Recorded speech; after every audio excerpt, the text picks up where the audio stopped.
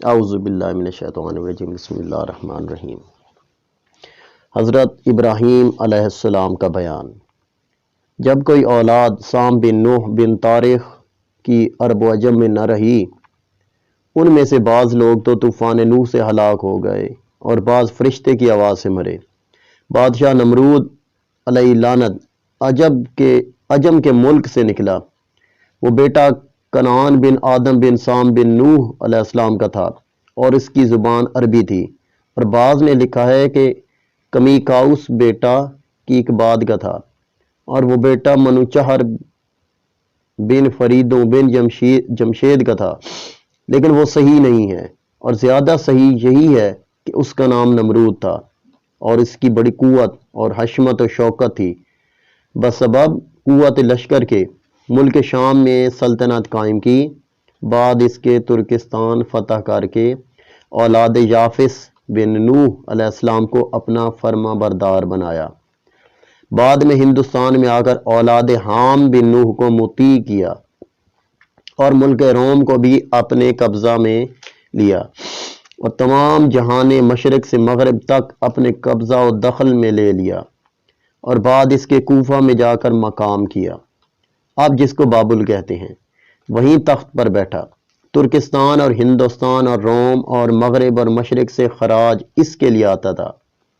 1700 برس اس نے بادشاہی کی۔ بڑا متکبر تھا، کبھی آسمان کی طرف نظر نہ کرتا اور اپنی حاجت کو کبھی اللہ سے نہ مانگتا تھا، اور کہتا تھا میں خدا ہوں، اور آسمان کا خدا کیا چیز ہے۔ ہاں، ایک مرتبہ اس ملعون نے اس وقت آسمان کی طرف نظر کی تھی جب یہ گدھے پر سوار ہو کر خدا کو تیر مارنے جا رہا تھا، اور تیر کمان میں لگا کر کہتا تھا کہ اگر آسمان میں دوسرا خدا ہے تو اسے تیر سے مار ڈالوں گا۔ اور جب وہ ملعون باہر نکلتا تو اس تخت کے چاروں پائے 4 ہاتھی کی پیٹھ پر رکھ کر بیٹھتا، اور تخت کے نیچے ایک قبہ دیبائے رومی سے کھنچواتا، موتی اور جواہرات سے اسے آراستہ کرتا، اور تنابیں اس میں زر بفت کی لگائی جاتی۔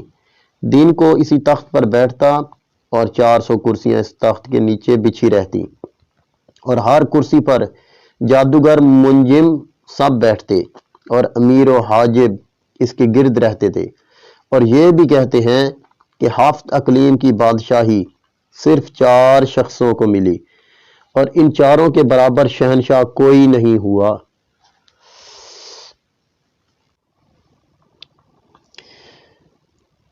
دو مسلمان ان میں حضرت سلیمان علیہ السلام اور دوسرے سکندر ذوالقرنین تھے، اور 2 کافر، ایک نمرود بن کنعان اور دوسرا بخت نصیر۔ ان چاروں کو 7 اقلیم کی بادشاہی حاصل ہوئی تھی۔ ایک روز نمرود تخت پر بیٹھا تھا اور تمام لشکر اس کے گرد حاضر تھا۔ تقدیر الہی سے جادوگر اور منجم سب اپنا سر جھکائے ہوئے بیٹھے تھے۔ نمرود نے کہا آج تم کو کیا ہوا کہ دلگیر اور غمناک بیٹھے ہو؟ انہوں نے کہا خدا تمہاری خیر کرے، ایک ستارہ عجیب فلک پر نظر آتا ہے کہ کبھی ہم نے یہ نہ دیکھا تھا، آج مشرق کی طرف سے نکلا ہے۔ نمرود نے کہا وہ ستارہ کیسا ہے؟ انہوں نے کہا ایک لڑکا باپ کی صلب سے ماں کے رحم میں موجود ہوگا اور وہ تیری بادشاہت کو تباہ کر دے گا۔ نمرود نے کہا کس وقت وہ لڑکا باپ کی پشت سے ماں کے شکم میں آئے گا؟ منجمینوں نے کہا وہ 3 رات اور دن میں۔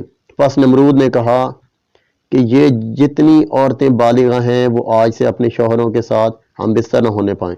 اتفاقاً نمرود کا ایک چوبدار، اس کا نام تارخ تھا اور اس کے بھائی کا نام آزر تھا، اور بعد وفات پدر کے یہی زندہ رہا، جس کا ذکر مختلف تفاسیر میں موجود ہے، اور وہ ہمیشہ ایک ہاتھ میں شمع اور ایک ہاتھ میں ننگی تلوار لے کر تمام رات نمرود کے سرہانے کھڑا رہتا۔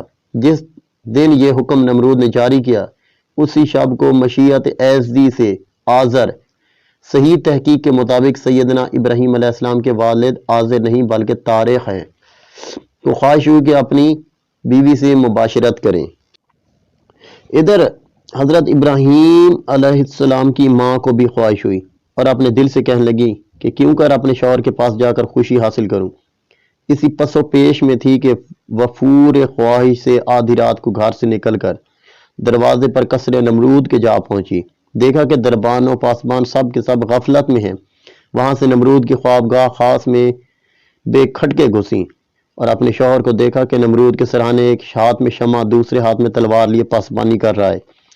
جب دونوں کی آنکھیں چار ہوئیں اسی وقت شہوت نے غلبہ کیا۔ اس نے اپنی بیوی سے کہا اب کیا صلاح ہے؟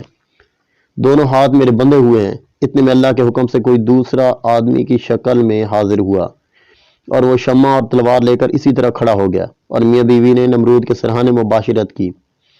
اور اسی شب کو اللہ کے حکم اور قدرت سے حضرت ابراہیم علیہ السلام نے باپ کی پیٹھ سے رحم مادر میں قرار پکڑا۔ آزر نے اپنی بیوی سے کہا خبردار یہ بھید کسی کو نہ بتانا اور یہاں سے گھر چلی جاؤ تاکہ کوئی تمہیں نہ دیکھے۔ یہ فعل اس وقت موجب شرمندگی ہے۔ تب بیوی ان کے وہاں سے نکل کر چپکے سے اپنے گھر کو چلی گئی اور آنے جانے کی بجز خدا کے کسی کو خبر نہ ہوئی۔ جب صبح نمرود لعین نیند سے بیدار ہوا اور آزر کی پیشانی کی طرف نگاہ کر کے دیکھتا کیا ہے کہ نور اس کے چہرے پہ چمک رہا ہے۔ نمرود نے کہا آزر آج تیرا چہرہ نورانی دیکھتا ہوں بخلاف اور دونوں کے۔ آزر نے اس کی ترقی اقبال کی دعا کی۔ بعد میں نمرود وہاں سے اٹھ کر تخت پہ جا بیٹھا، راہبوں اور منجموں کو بلا کر کہا کہ اپنے اپنے علم سے دریافت کر کے کہو کہ وہ لڑکا پیدا ہوا یا ابھی نہیں۔ سبوں نے دریافت کر کے عرض کی جہاں پناہ سلامت شب گزشتہ کہ وہ لڑکا بحکم خدا باپ کے سلب سے ماں کے شکم میں آ چکا ہے۔ تب نمرود مردود نے حکم دیا کہ جتنی عورتیں حاملہ ہیں پیدا ہوتے ہی اپنے لڑکوں کو مار ڈالیں۔ اسی سبب سے تمام حاملہ عورتوں نے اپنے بچے مار ڈالے۔ جب ابراہیم کو اپنی ماں کے پیٹ میں 9 مہینے گزرے تب ان کی ماں نمرود کے خوف سے اور بچے کی محبت سے گھر سے خاموشی سے باہر جا کر میدان میں غار کے اندر جا بیٹھی اور وہاں حضرت ابراہیم علیہ السلام پیدا ہوئے۔ ان کے نور سے غار یک بارگی روشن ہو گیا اور ان کی مار ہونے لگی، اس خوف سے کہ مبادا یہاں آ کر کوئی لڑکے کو غار مار نہ ڈالے۔ آخر لڑکے کو کپڑے میں لپیٹ کر وہیں چھوڑ کر گھر کی طرف روتی ہوئی چلی گئی۔ اسی وقت جبرائیل علیہ السلام نازل ہوئے اور دونوں ہاتھ کے دونوں انگوٹھے بچے کے منہ میں رکھ دیے۔